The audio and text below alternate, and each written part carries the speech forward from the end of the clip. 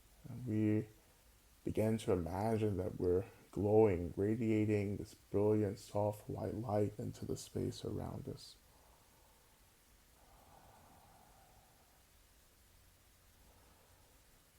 We begin to imagine that this light begins to become so bright, so fierce, so strong, that begins even to light the darkness of the Bardo experience. That for all those beings connected to us who are struggling to transition on, who are just beginning to transition, for all those beings with those kinds of connections to us, we begin to light their way into the Bardo and into the spirit world, that our light, our radiance begins to remove all obstacles, all confusion, all fear, all terror. And this radiance opens up the path that leads them without obstacle into the Bardo, where they can continue on their path towards awakening or rebirth. And even for our spaces, our individual spaces that we're practicing in, we begin to imagine that any spirit in our space, in our personal space, who is ready to transition, that this light becomes a light that they can step into to transition on to the next realm. And offering this invitation for all those who want to accept it in your space.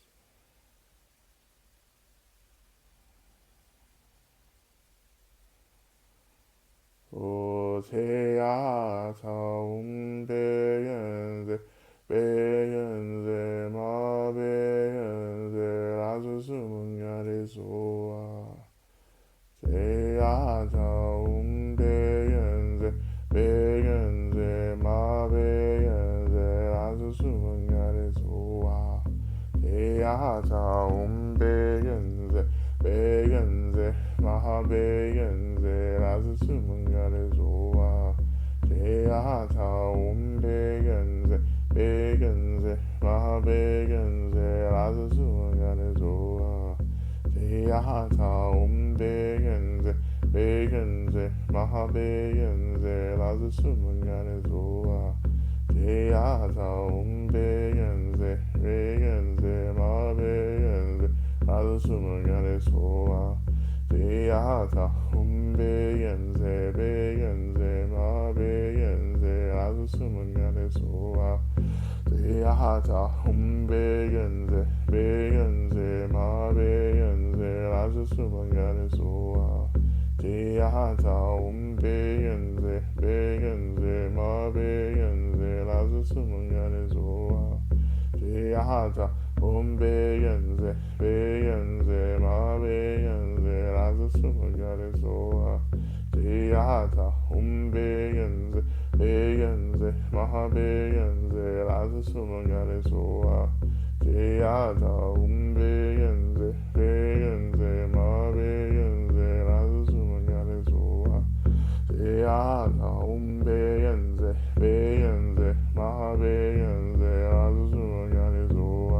Te ata beyenze, beyenze, ma beyenze, razu sumunyare soa.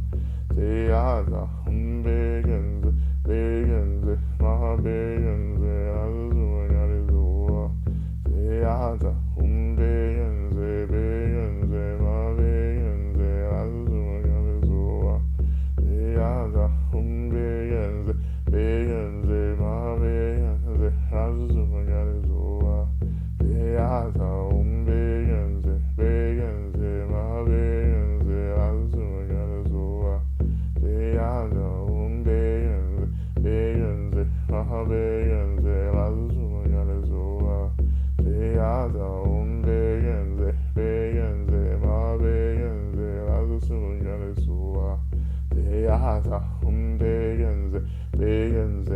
마베겐세 라스 숨은 가는 소와 제야하자 온베겐세 베겐세 마베겐세 라스 숨은 가는 소와 제야하자 온베겐세 베겐세 마베겐세 라스 숨은 가는 소와 제야하자 온베겐세 베겐세 마베겐세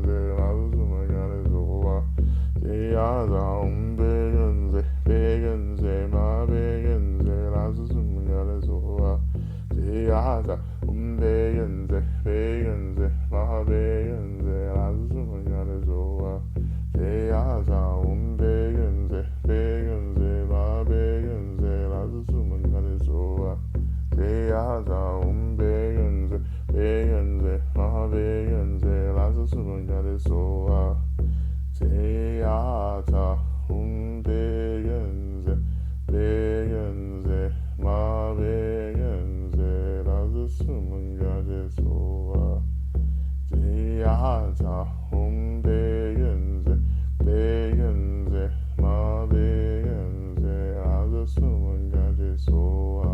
제야자 움베겐세 베겐세 마베겐세 라스 숨은 가제소와 제야자 움베겐세 베겐세 마베겐세 라스 숨은 가제소와 제야자 움베겐세 베겐세 마베겐세 라스 숨은 가제소와 제야자 온베겐세 베겐세 마베겐세 라스 숨은 가제소와 제야자 온베겐세 베겐세 마베겐세 라스 숨은 가제소와.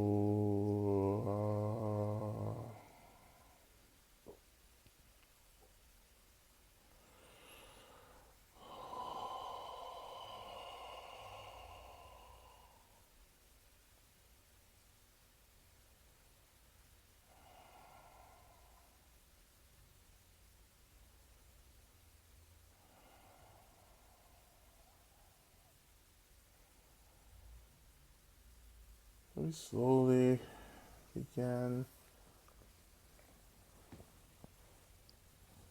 to return our attention back into this moment, turning our attention even more precisely to the weight of our bodies making contact with the seat.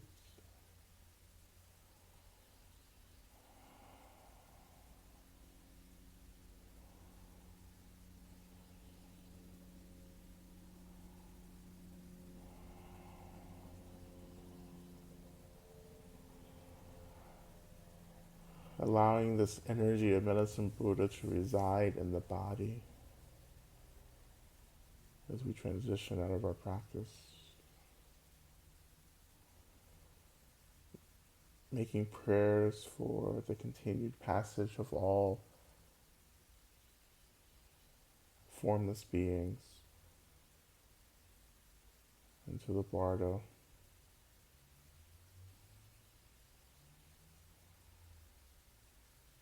And if it seems necessary and appropriate, setting boundaries around you, asking any beings, formless beings,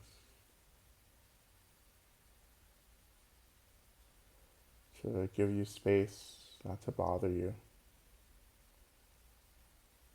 Being very firm with those boundaries.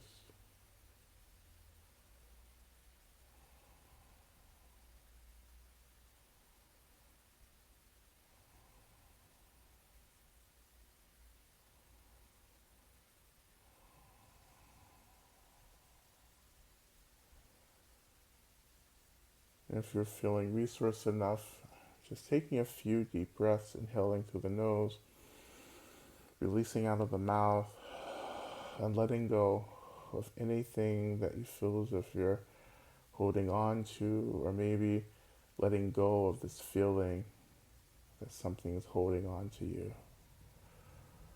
But inhaling deeply, releasing all of those bounds, those attachments out through the out breath.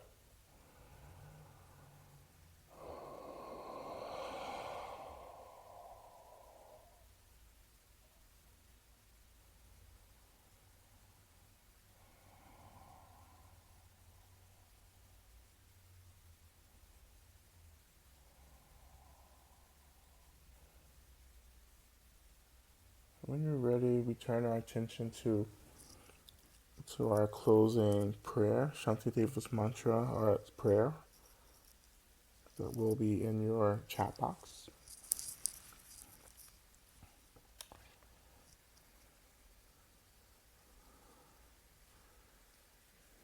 If you haven't already memorized it yet, let's recite this 3 times together. And we begin. May I be a protector to those without protection, a leader for those who journey, and a boat, a bridge, a passage for those desiring the further shore. May the pain of every living creature be completely cleared away. May I be the doctor and the medicine, and may I be the nurse for all sick beings in the world until everyone is healed.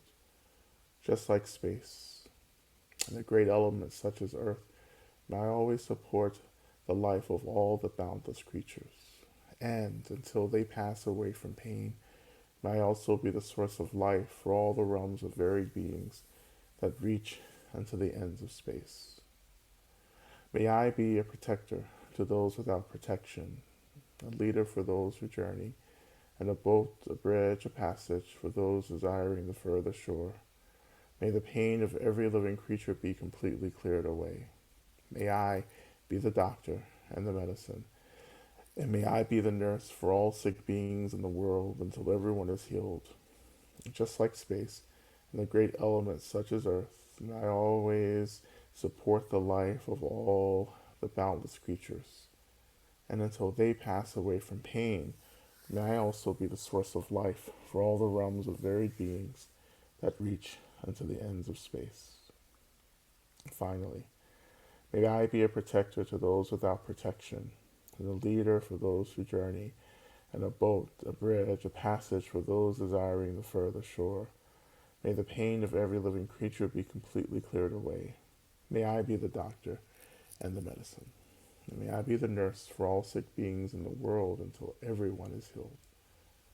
Just like space and the great elements such as earth, may I always support the life of all the boundless creatures. And until they pass away from pain, may I also be the source of life for all the realms of varied beings that reach into the ends of space.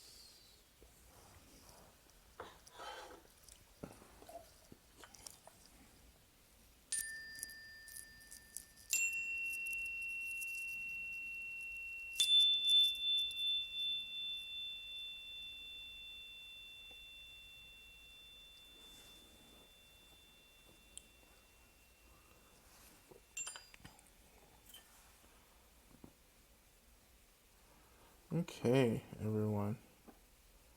Thank you for your practice.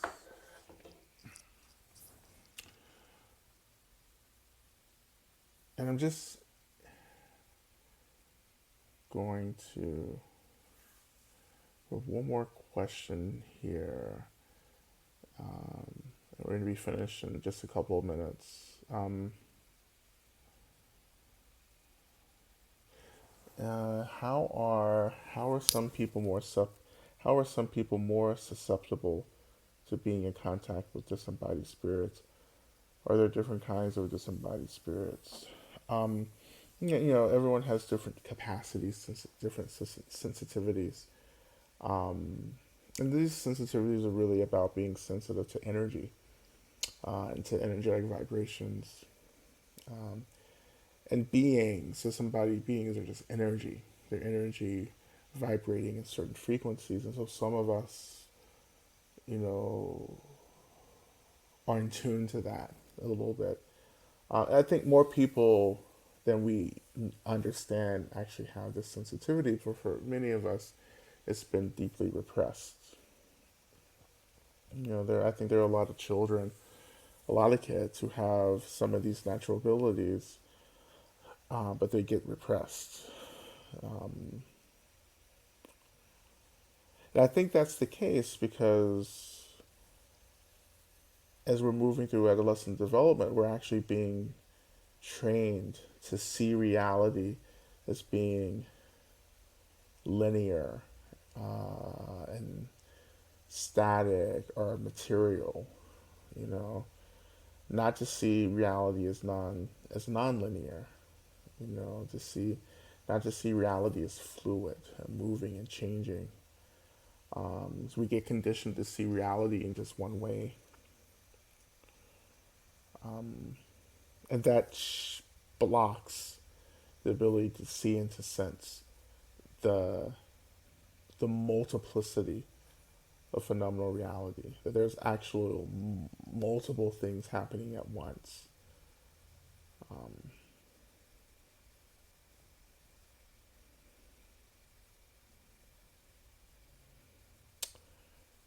And so, are there different kinds of disembodied beings? Many, many, many, many, many, many kinds of disembodied beings.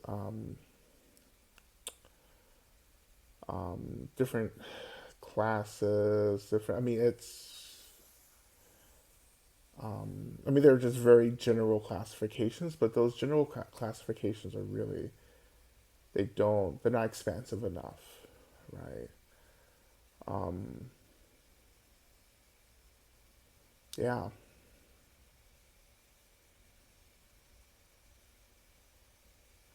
But yeah, spirits themselves, and if we're just talking specifically about spirits, there are different kinds.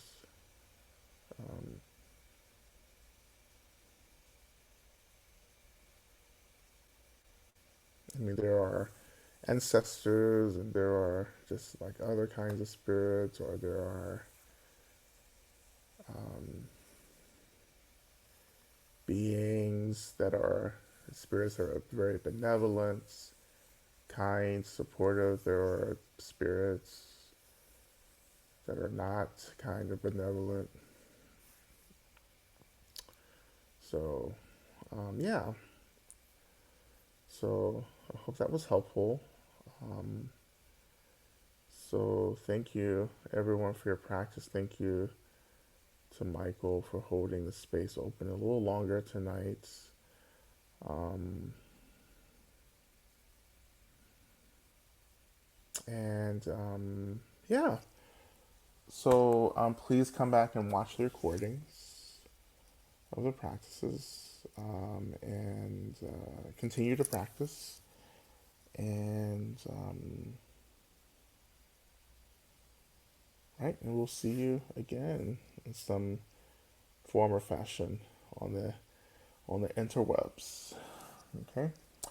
So thank you everyone. Please take care of yourself, and I'll talk to you and see you again soon. Okay.